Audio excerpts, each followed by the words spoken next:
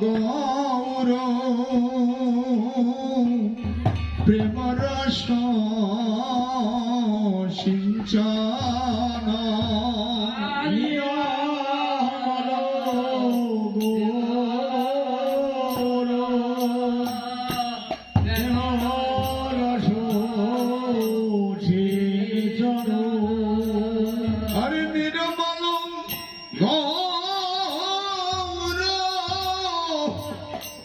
প্রেম রস সিঞ্চন নিরমল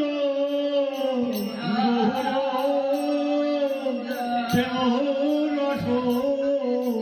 সিঞ্চন ঘুরাইল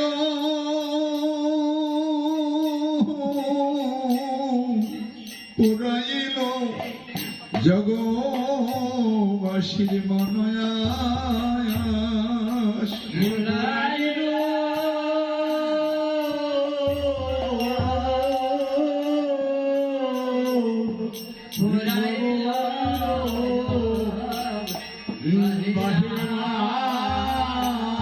অলকার বয়াসা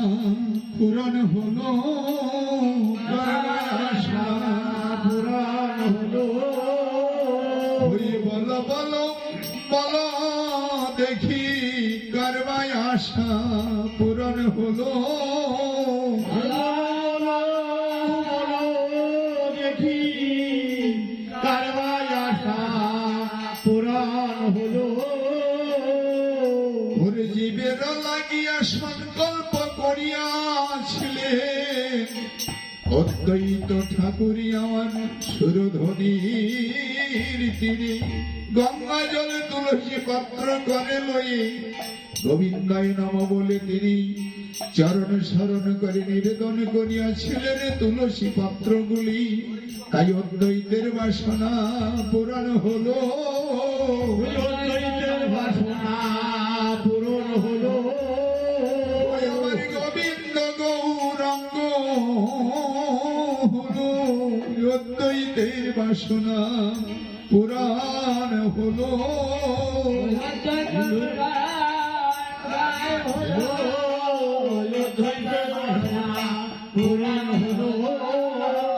বললেন আমার গোবিন্দ গৌরাঙ্গ হলো তাই অদ্বৈতের বাসনা পুরাণ হলো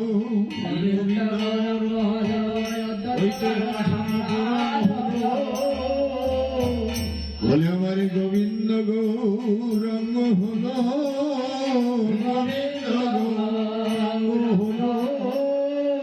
ওই সংকল্প করিয়াছিলেন জীবের লাগিয়া তাই অদ্বৈতের বাসনা পূরণ হলো বটে অদ্বৈতের বাসনা পূরণ হলো বলে জীবের বাসনা পূরণ হবে জীবের বাসনা পূরণ হবে তৎসঙ্গে শশী মায়ের বাসনাও পূরণ হলো শশী মায়ের বাসনা পূরণ হলো আমার গোবিন্দ গৌরাঙ্গ হলো শশী মায়ের বাসনা পূরণ হলো গোবিন্দ গৌরাঙ্গ হলো শশী মায়ের বাসনা পূরণ হলো বললেন মই ভক্তি ভাঙ অঙ্গীকার করে নিজা ছেড়ে ধর্ম জীবের শিখাই মই যদি না করি জীব করিবে না ফুটিল অখিল সংসারে সুরধ্বনির ধার যাহাতে চৈতন্য অবতীর্ণ ধরার মাঝে হরিনাম প্রেম লইয়ে উদয় হইলেন এখানে কি বলেছেন যে প্রণমঃ কলিযুগ সর্বযুগ সার হরিনাম সংকীর্তনে যাহাতে প্রচার তৎক্ষণাৎ শশীমার আঙ্গিনার মাঝে আনন্দের আর সীমা ছিল না গৌর হরি যখন আবির্ভূত হয়েছিলেন হরিনাম প্রেম নিয়ে তাই সমস্ত জীবের বদনে হরিনাম হয়েছিল তাই চৈতন্য হনের চেতনা তিনি প্রদান করলেন এখানে বললেন কি যে নিরমল গৌর প্রেম রস সিঞ্চন নিরমল গৌর প্রেম রস সিঞ্চন ঘোরাল জগবাসী রাজে গো ঘোরাল জগৎবাসী রাজে গো সচরণাম্বুজে রতি নাহি হায়াল সচরণাম্বুজে রতি নাহি হাওল রায়ত বস বৈষ্ণব দাস গো, বৈষ্ণব দাস গো, বলে সকলে আশা পূরণ হলো, সকল আশা পূরণ হলো, বলে আশাতীত ফল পেয়ে সকল আশা পূরণ হলো, এই আশাকৃত ফল পেয়ে সকল আশা পূরণ হলো, আর তো আশা রইল না, আর তো আশা রইল না, বলে আশাতীত ফল পেয়ে আর তো আশা রইল না। এই আশাকৃত ফল পেয়ে আর তো আশা রইল না। তাই অদ্বৈত ঠাকুরের সংকল্প ছিল যে হে গোবিন্দ করুণার সিন্ধু, গোলক গোলক বৈকুণ্ঠ অধিপতি যিনি শ্রীহরি, বলেন সচ্চিৎ আনন্দ সচিদানন্দন বিগ্রহ অনাদি আদি গোবিন্দ সর্বকারণের কারণ, তিনি যদি ধরার মাঝে আসে তার জীবের সমস্ত আশা বাসা, সমস্ত প্রাণীর সমস্ত আশা পূরণ হয়ে যাবেন। তাই বললেন আশাকৃত ফল পেয়ে সকল আশা পূরণ হলো, আর তো আশা রইল না গো। তাহলে এখানে জীব জগতে আমাদের আশেপাশে থাকতেই পারে,